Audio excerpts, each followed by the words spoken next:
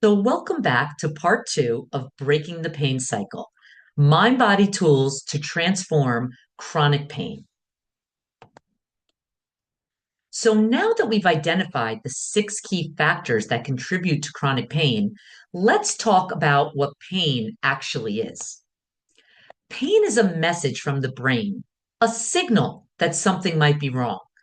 It can vary in intensity and feels different for everyone. But here's something important: pain doesn't live exclusively in the body. And we know this from phantom limb syndrome. When someone has a limb amputated, they can still feel real pain in the area where the limb used to be. This powerful example shows us that pain is processed in the brain, not just where we feel it in the body. So there are three domains of health: biological, psychological, social. And pain lives in the body physically, emotionally, through our thoughts and our social interactions. And if we don't look at all three components, we miss two-thirds of the pain epidemic in this country. And one part of the brain that processes pain is the limbic system. And the limbic system is also responsible for processing emotions. So we learned through our first experiment that emotions show up as physical pain in the body. So, neuroscientists did a fascinating experiment, and they put people who have just been through a difficult breakup in an MRI machine and mapped the parts of the brain that were activated. They then put a hot probe on the participant's skin, and the same areas of the brain lit up. So, it's not a lie to say breakups hurt. So, pain comes from the brain. And let me ask you, what percent of the time is your brain attached to your body? Of course, 100% of the time. So pain is both physical and emotional 100% of the time. And the goal with pain is to treat the whole person.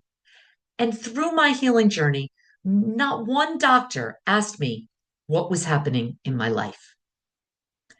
Now, our thoughts affect our physical body as well. So let's do a little experiment to see how our thoughts affect our body. So I want to invite you just to close your eyes and repeat to yourself the word medicine. And say it 3 or 4 times. And each time, say it a little louder.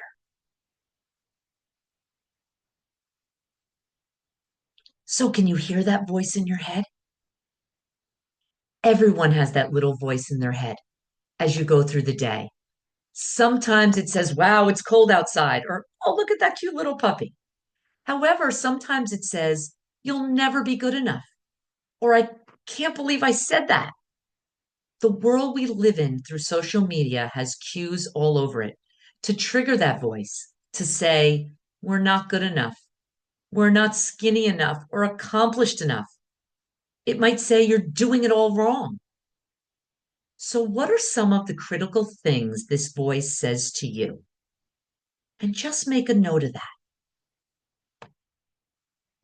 And I want you to close your eyes.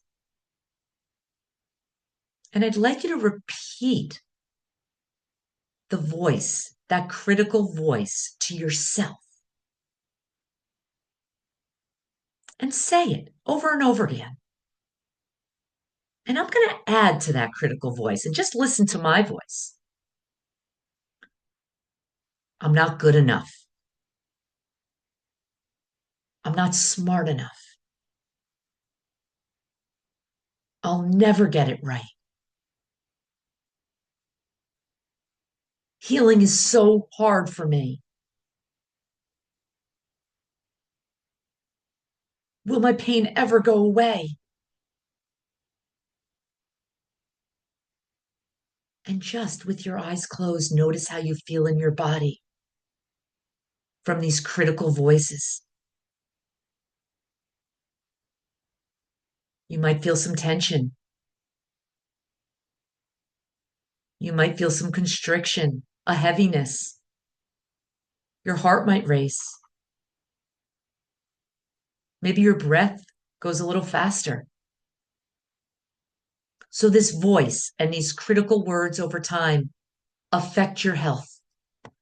And unhealthy thought patterns affect your body physiologically. But what I'm here to tell you is you're not the voice. You are the one that is hearing the voice. And if you can hear the voice is not you. So if you can separate from the voice and know it's not who we are, we can choose to become aware of the voice and not listen to it. So this voice is developed through limiting beliefs from our parents, our teachers, our friends. And we listen to the negative voice. Why do we do this? Because the voice keeps us safe from danger and gives us a sense of control. And this is not done on purpose. It's because of something called the negativity bias. It's where we look at the negative because negative experiences keep us safe in this world. And this is how we were born. Our ancestors developed the mechanism of fight and flight to protect us for survival reasons. And negative thoughts activate your sympathetic nervous system, your flight response. And the brain doesn't know the difference if it's getting attacked by a lion or when we attack ourselves negatively. Our bodies react the same way. So think about it. We don't wake up in the morning saying, I hope I don't make too much money today. However, if we can bring into awareness that we are not the voice, we can choose not to listen to it and challenge it. Now, I want to show you this photo of me during a difficult time. Me and my dog. I was struggling. You might look at it and think, oh, I don't look too bad, but I remember exactly how I felt in that moment, and I was in pain. And I wonder what the voice was saying in my head. Probably something like, you're not strong enough. You'll never get through this. Whatever it was, it certainly wasn't helping me heal. And part of healing is witnessing and having compassion for that voice. So I have a strategy to share with you today called Catch, Challenge, Change. So I have a client who often says, I'll never get out of pain. I don't think I have what it takes to heal. It's a thought that becomes really familiar to her. So familiar, in fact, that it becomes a habit. And the brain loves what's familiar, even if it's not helpful. It's the reason partners stay in abusive relationships because the brain picks a familiar hell over an unfamiliar heaven every time. And the first step in shifting this pattern is simply catching the thought when it shows up, because awareness is the foundation for change, because you can't change what you don't notice. So I want you to ask yourself, is this thought absolutely true? And what evidence do I have that says otherwise? So let's say the thought is, I can't get out of pain. I want you to pause and reflect on what else might be true. So some other truths that might arise are, I've heard others share their recovery stories. There's no reason I can't heal too. It worked for Laura, and she once felt the same way I did. So these aren't just wishful thoughts, they're evidence that the original belief isn't the whole truth. So by challenging the thought, it begins to loosen its grip. And you remind your brain of possibility, not just pain.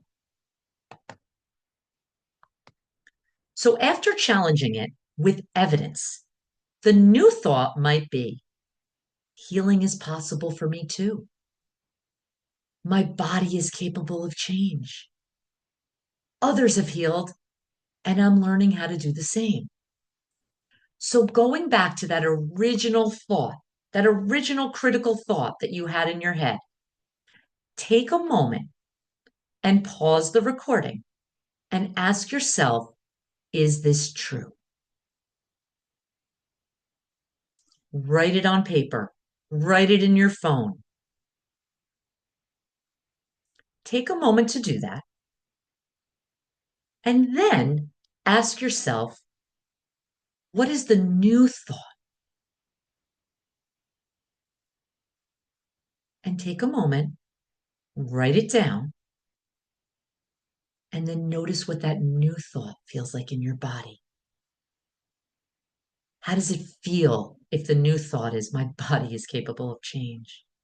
Healing is possible for me. And notice what that feels like. Does it feel more peaceful, less tense, freeing? Now you might be saying, what if the thought is true? Well, when I have a thought that is true, that I can't challenge or change, I first turn towards support. I go to a therapist, a coach, a friend. I feel my emotions regarding it and shift my perspective because we are not meant to human alone. So I would like you to practice catch, challenge, change to start reframing those thoughts because our thoughts create certain physiology in our body. So, what I'd like you to do is practice that and then come back for part 3. I'll see you then.